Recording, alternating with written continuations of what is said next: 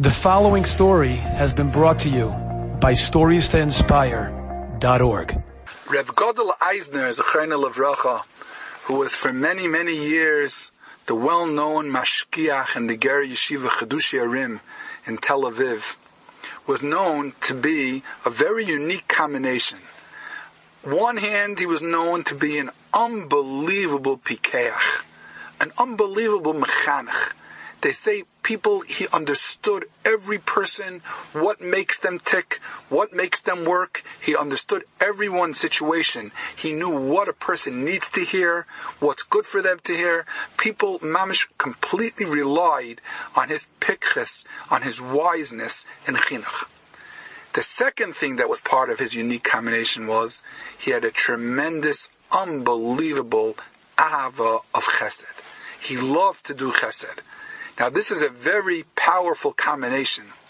When someone is extremely wise and has extreme love of chesed together, so he knows how to do chesed in the highest form. Now I want to share with you an incredible short story about Rav Godel Eisner. Rav Godel Eisner lost his wife and his child, his daughter, in World War II, in the concentration camps. He was in the concentration camp with somebody else, and they were there together, having lost their families. And Rav Godel Eisner was looking at this person, and he saw the person was so broken, he had no hope left whatsoever. He was gone, and a person without hope cannot survive.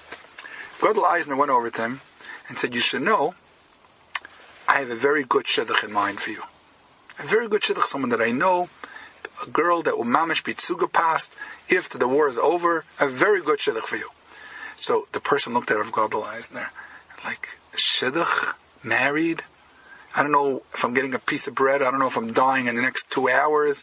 I don't know if they're shooting me, the Nazis, putting me in the gas chambers. Well, listen, no. I'm telling you, it's a gewaldige shidduch. I mamish know the girl, whatever. It's unbelievable. It's such a tzuga pasta shidduch. It's amazing.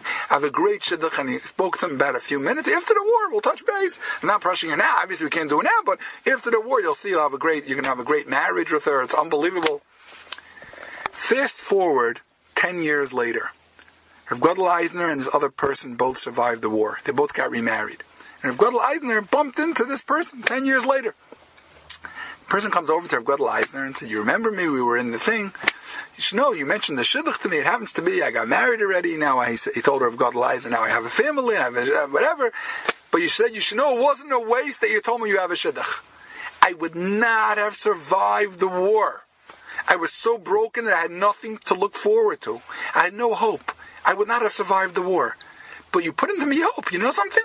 There's going to be an end to this war, and I'm going to build a family. He even has a good shidduch for me." It gave me hope, and I survived.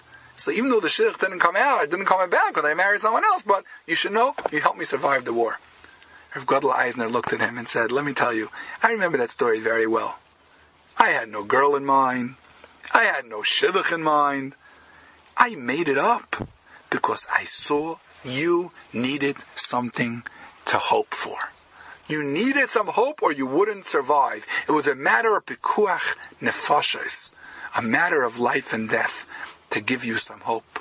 So I created a story about a shidduch." This is such a valuable lesson we should all take. A person without hope cannot survive.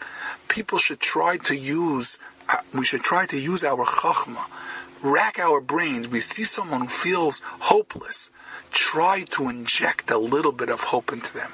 And by doing that, we're doing, to a certain measure, tchias hamesim on certain people.